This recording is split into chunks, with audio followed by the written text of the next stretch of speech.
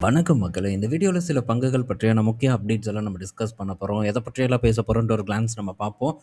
நம்ம பார்க்க போறதே ஐடி நிறுவன பங்குகள் பற்றியான அப்டேட் தான். நாளைக்கு மரண அடி வாங்குறதுக்கு கியூல வந்து வெயிட் பண்ணிட்டு இருக்கு. ஸோ நாளைக்கு ஓப்பனிங்லேயே போட்டு பொளப்பாங்க. ஸோ என்னென்ன விஷயங்கள்ங்கிறத டிஸ்கஸ் பண்ணுவோம். அடுத்தது பிஎஸ்யூ பேங்க்ஸ் பற்றியான ஒரு முக்கிய அப்டேட் வந்திருக்கு. அத நம்ம பேசுவோம். அடுத்தது பஜாஜ் ஆட்டோவோட பைபேக்க பற்றி டிஸ்கஸ் பண்ணலாம். ஸோ ஜேபிஎம் ஆட்டோவோட ஃபண்ட் ரைசிங் பற்றி டிஸ்கஸ் பண்ணலாம். எக்ஸைடோட ஃபியூச்சர் பிளான் பார்த்தீங்கன்னா நமக்கு குடுத்துருக்காங்க.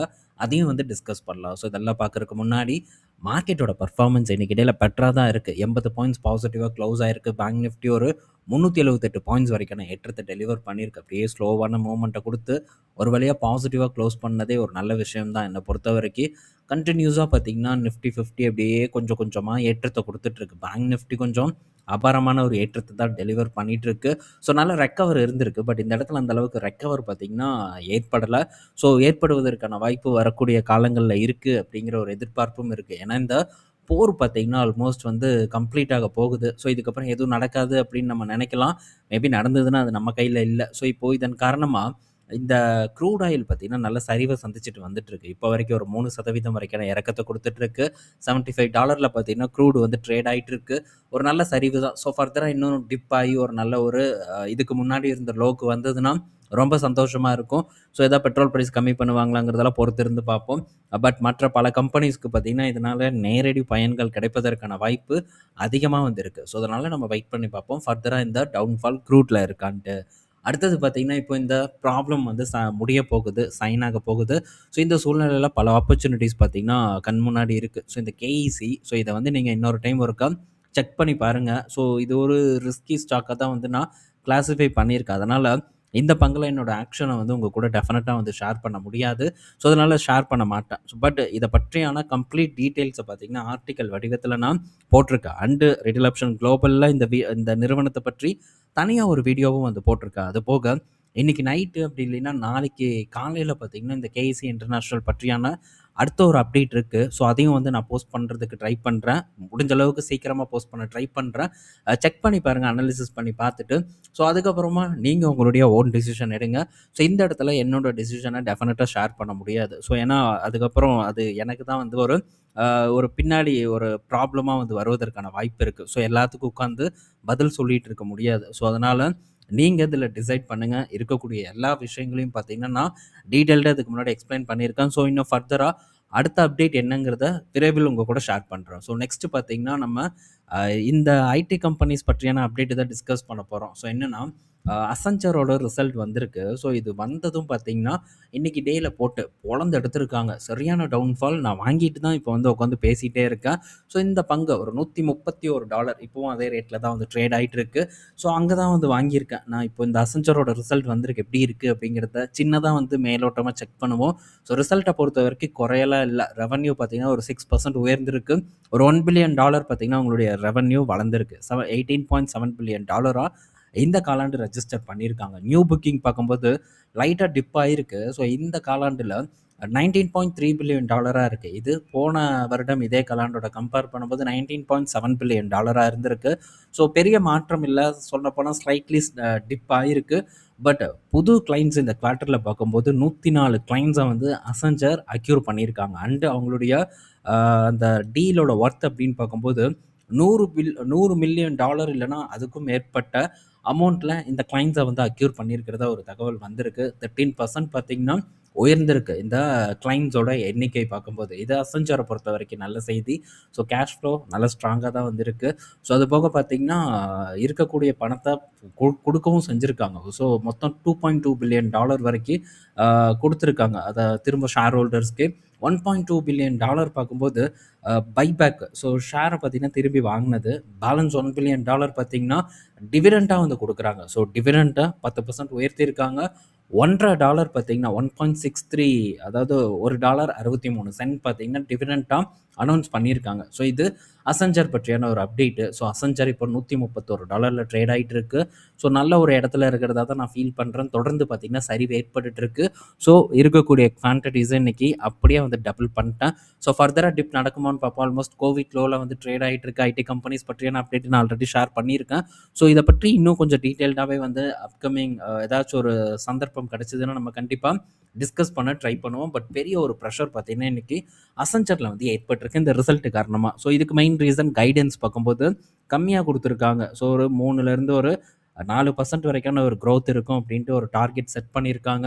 ஸோ இதன் காரணமாக பார்த்தீங்கன்னா இந்த அசென்ச்சரை போட்டு அடிச்சிருக்காங்க. அண்ட் ரெவன்யூவும் பார்த்தீங்கன்னா எஸ்டிமேட்டை வந்து பீட் பண்ணல அப்படின்ட்டு ஒரு காரணத்தை வந்து முன்வைக்கிறாங்க. ஸோ இதெல்லாம் ப்ரெஷராக இருக்குது. பட் பிஸ்னஸில் பெரிய அளவுக்கான பாதிப்பு இல்லை.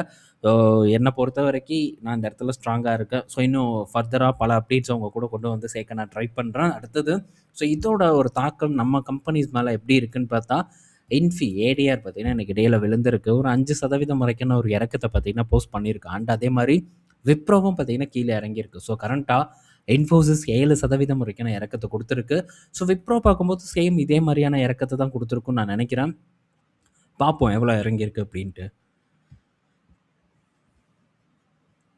ஸோ விப்ரோ பார்க்கும்போது சேம் ஒரு 6% வரைக்கான ஒரு இறக்கத்தை இன்றைக்கி டேயில் வந்து டெலிவர் பண்ணியிருக்கு யூஎஸ் மார்க்கெட்டில். நாளைக்கு டெஃபினட்டாக நம்ம மார்க்கெட்டில் போட்டு துவம்சம் பண்ணுறதுக்கான வாய்ப்பு அதிகமாக இருக்குது. நல்ல வேலை பைபேக்கில் பார்ட்டிசிபேட் பண்ணுறதுக்கான ஒரு சான்ஸ் கிடச்சிது, கொடுத்தாச்சு. கிடைக்கிற வரைக்கும் லாபம் அப்படின்னு நம்ம நினச்சிக்க வேண்டியது தான். ஸோ இப்போது ஆல்ரெடி பார்த்திங்கன்னா நல்ல ஒரு டிப்பில் தான் இருக்குது. 180 ருபீஸ் கிட்ட இருக்குது. ஸோ ஃபர்தராக இந்த இடத்துல டிப் நடப்பதற்கான வாய்ப்பு ரொம்ப அதிகமாக இருக்குதுன்னு நான் நினைக்கிறேன். பார்ப்போம் நாளைக்கு டேயில் ஒரு 6% ஒரு 8% போட்டு அடித்தாங்கன்னா சூப்பராக இருக்கும். இதுக்கு முன்னாடி 10% எல்லாம் ஒரு டவுன்ஃபால் விப்ரோவில் ஏற்பட்டது.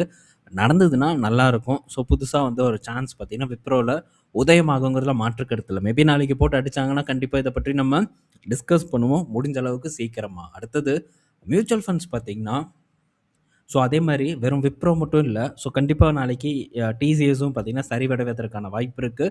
ஸோ ப்ரீவியஸ் லோ 2100 கிட்ட இருந்தது. ஸோ இப்போ அதையும் கட் பண்ணி ஃபர்தராக கீழே போகிறதுக்கான பாசிபிலிட்டிஸும் அதிகமாக இருக்குதுன்னு நான் நினைக்கிறேன். ஸோ நாளைக்கு என்னென்ன பண்ணுவோம் அப்படிங்கிறத பற்றி நாளைக்கு நம்ம டிஸ்கஸ் பண்ணுவோம் நடக்கக்கூடிய நிகழ்வுகளை பொறுத்து. ஓகே. ஸோ அடுத்தது பிஎஸ்யூ பேங்க்ஸில் பார்த்திங்கன்னா மியூச்சுவல் ஃபண்ட்ஸ் அவங்களுடைய ஸ்டேக் ஹோல்டிங்கை வந்து கட் பண்ணிட்டு வந்துட்டு இருக்காங்க. ஸோ இதனால் இந்த இடத்துல ஒரு ப்ரெஷர் இருக்கோ அப்படிங்கிற மாதிரி எல்லாம் பேச்சு போயிட்டுருக்கு. ஸோ நல்லது தான். ஆனால் பிஎஸ்யூ பேங்க்ஸ் எல்லாம் அந்த அளவுக்கு இறங்கலையே. ஸோ யூனியன் பேங்க்லாம் பார்க்கும்போது ஒரு 170 ருபீஸ் கிட்ட இருக்குது. எங்கே இருந்தது 200 கிட்ட இருந்தது. அப்போயே பார்த்தீங்கன்னா இந்த இடத்துல ப்ராஃபிட் புக் பண்ண அது ஷார்ட் டேர்முக்கு வாங்கினது. பட் லாங் டேர்முக்கு வாங்கினது என்கிட்ட இன்னும் இருக்குது. 22ல் வாங்கினது. ஸோ பட் ஷார்ட் டேர்மில் நமக்கு போன வருடம் ஒரு சான்ஸ் ஏற்பட்டது. அண்ட் ப்ராஃபிட் புக் பண்ணுறதுக்கான ஒரு வாய்ப்பும் ஏற்பட்டுருச்சு. இப்போ இறங்கி திரும்ப பார்த்தீங்கன்னா ஒரு ரெக்கவரை தான் போஸ்ட் பண்ணிகிட்டு இருக்கு. ஸோ என்ன தான் எக்ஸ்போஷரை கட் பண்ணாலும் கூட ஒரு நல்ல பர்ஃபார்மன்ஸை தான் வந்து டெலிவர் பண்ணிகிட்ருக்கு. இதுவாக இருக்கட்டும், மற்ற பிஎஸ்யூ பேங்க்ஸாக இருக்கட்டும், ஓரளவு பெட்டராக தான் ட்ரேட் ஆகிட்டு இருக்கு. மேபி டிப் நடந்ததுன்னா நம்மளை பொறுத்த வரைக்கும் நல்ல செய்தி தான். ஸோ இறங்குற இடத்துல தான் சான்ஸை தேட முடியும். ஸோ அப்படி தான் இதில் போன வருடம் தேடிச்சு. ஸோ அதுக்கான ஒரு பலனும் வந்து கிடச்சிது. ஸோ ஃபர்தராக திரும்ப இறங்குச்சுன்னா அப்போவும் வந்து நம்ம ஆப்பர்ச்சுனிட்டியை தேடுறதை பற்றி திங்க் பண்ணலாம். அடுத்தது பார்த்திங்கன்னா எஸ்பிஐ கிட்ட இருந்த ஒரு அப்டேட். எஸ்பிஐ பார்த்திங்கன்னா ஒரு 60,000 கோடி வரைக்கும் ஃபண்ட் ரைஸ் பண்ண போகிறதா ஒரு தகவல் வந்து கொடுத்துருக்காங்க. FY 27ல் ஆல்மோஸ்ட் எல்லா நிதி நிறுவனங்களுமே ஃபண்ட் ரைஸ் பண்ணுறதுல ரொம்பவே முனைப்பு காட்டிட்டு வந்துட்டு இருக்காங்க. டாடா கேபிட்டல் ஃபண்ட் ரைஸ் பண்ணுறாங்க. பெரிய அமௌண்ட்டு தான். ஆக மொத்தத்தில் எல்லாரும் பார்த்தீங்கன்னா ஃபண்ட் ரைஸ் பண்ணிகிட்டு இருக்காங்க. ஸோ பெரிய அளவுக்கு ஒரு கிரெடிட் க்ரோத் உயர்வதற்கான வாய்ப்பு இருக்கோ அப்படிங்கிற ஒரு கேள்வி இருக்கலாம். ஆனால் இப்போதைக்கு பல வங்கிகளும் பார்த்திங்கன்னா ரொம்ப ஒரு உச்சத்தில் தான் இருக்குது. ரீசெண்டாக நமக்கு பேங்க்ஸ் ப்ரைவேட் லார்ஜ் கேப் பேங்க்ஸில் சான்ஸ் ஏற்பட்டது. ஸோ அதுவும் பார்த்திங்கன்னா டக்கு டக்குன்னு ஏறிடுச்சு. HDFC மட்டும் நின்றுச்சு. கோட்டாக்கு வேகமாக வந்து ஓடிட்டான். மற்ற இடத்துல எங்கேயும் பெருசாக சான்ஸ் கிடைக்கல. ஸோ திரும்ப சான்ஸ் கிடைக்குமா அப்படின்றலாம் தெரில. கிடைக்கலினாலும் நல்லது தான். போட்டும் எவ்வளோ நாள் தான் கீழேயே இருப்பான். ஸோ மேலே போச்சுன்னா நல்லது. நமக்கு வேறு இடத்துல டெஃபினட்டாக சான்ஸ் வரும். அதை பக்கம் நம்ம கான்சன்ட்ரேட் பண்ண ட்ரை பண்ணலாம். அடுத்தது பஜாஜ் ஆட்டோ ஓட buyback detail. So Bajaj auto பார்த்தீங்கன்னா June 24 ரெக்கார்ட் டேட்டை செட் பண்ணியிருக்காங்க. ஸோ பஜாஜ் ஆட்டோவில் பைபேக் பார்ட்டிசிபேட் பண்ணலாமாங்கிற கேள்வி வரும். ஸோ பட் இந்த பஜாஜ் ஆட்டோ என்கிட்ட இருந்ததுன்னா நான் டெஃபினட்டாக பண்ண மாட்டேன். மேபி ஒரு நல்ல லெவலில் வாங்கியிருந்தா, பீக்லலாம் எங்கேயாச்சும் வாங்கியிருந்தேன்னா கண்டிப்பாக எக்ஸிட் தான் பண்ணுவேன்.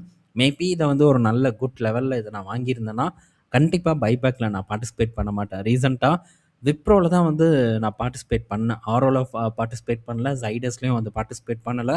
ஸோ ஏன்னா அதெல்லாம் நல்லா அட்ராக்டிவான ரேட்டில் வாங்கியிருக்கேன். அதனால் தொடர்ந்து ஹோல்டு பண்ணுறதுக்கான ஒரு ஆர்வம் எனக்கு இருக்குது. அண்ட் அந்த பிஸ்னஸ் மேலே எனக்கு ஒரு நம்பிக்கையும் வந்து இருக்குது. ஸோ அதனால் நம்பிக்கை இருந்தது. நல்ல ரேஞ்சில் வாங்கியிருந்தா அதை கண்டினியூ பண்ணுறது தான் ஒர்த் என்னை பொறுத்த வரைக்கும். 12,000 பார்த்திங்கன்னா பைபேக் பண்ண போகிறதா சொல்லியிருக்காங்க. பார்ப்போம். ஸோ உங்களுடைய விருப்பம் தான். ஸோ செக் பண்ணி பார்த்துட்டு டிசைட் பண்ணுங்கள். நெக்ஸ்ட்டு ஜேபிஎம் ஆட்டோ பார்த்தீங்கன்னா, ஸோ இந்த ஜேபிஎம் குரூப் பார்த்தீங்கன்னா, ஒரு 750 கோடி ஃபண்ட் ரைஸ் பண்ண போறதா சொல்லியிருக்காங்க. மோத்திலால் ஒஸ்வால், அதுக்கப்புறம் இன்னும் சில பிரைவேட் கிரெடிட் ஃபண்ட்ஸ் வந்து இதுக்கு பணம் குடுக்க போறதா தகவல் வந்து கிடைச்சிருக்கு. ஸோ இது ஒரு பெரிய ஒரு ஃபண்ட் ரைசிங்கா வந்து பார்க்கப்படுது ஈவி செக்மெண்ட்ட பொறுத்தவரைக்கும். அ இவங்க தான் இப்போ முன்னணியிலயும் இருக்காங்க. இந்த எலக்ட்ரிக் பஸ்ஸ பொறுத்தவரைக்கும் நல்ல ஒரு மார்க்கெட் ஷேர வச்சு முதல் இடத்துலயும் வந்து இருக்காங்க. மற்ற நிறுவனங்கள பின்னுக்கு தள்ளி.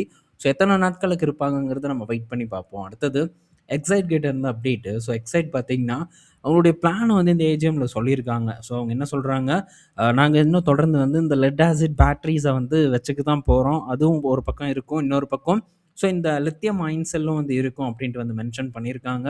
ஸோ நாங்க லித்தியம் அயன் செல்ல பெரிய அளவுக்கு கான்சன்ட்ரேட் பண்றதுனால இத நாங்க விட்ற மாட்டோன்ட்டு மென்ஷன் பண்ணியிருக்காங்க. அண்ட் இந்த லித்தியம் பேட்டரி, ஸோ இந்த லித்தியம் அயன் பேட்டரி செல்ஸ் பார்க்கும்போது, குறிப்பா இவங்க எந்த இடத்த டார்கெட் பண்றாங்கன்னா, மொபிலிட்டி, அதாவது வாகனங்களுக்கு. ஸோ காரு, பைக் இவங்களுக்கெல்லாம் வந்து குடுக்கலாம் இந்த பேட்டரி செல்ஸ. அண்டு பேட்டரி ஸ்டோரேஜ் சிஸ்டத்துக்கு தான் இத வந்து நாங்க பிளேஸ் பண்ண போறோம். மற்றபடி லெட் ஆசிட் அதோட கடமைய செய்யும். அது இருக்கும் அப்டின்ட்டும் எக்ஸைட் சொல்லியிருக்காங்க. இது என்ன பொறுத்தவரைக்கும் நல்ல ஸ்ட்ராட்டஜி தான். ஸோ இந்த லித்தியம் பேட்டரி எல்லாம் இந்த ஓலாலாம் வந்து விட்டான். பட் ரொம்பவே காஸ்ட் அதிகமா இருக்கு. ஸோ இந்த காஸ்ட்டுக்கெல்லாம் வந்து வாங்கிட்டு இருந்தோம்னா டெஃபினட்டா வேலைக்கு ஆகாது.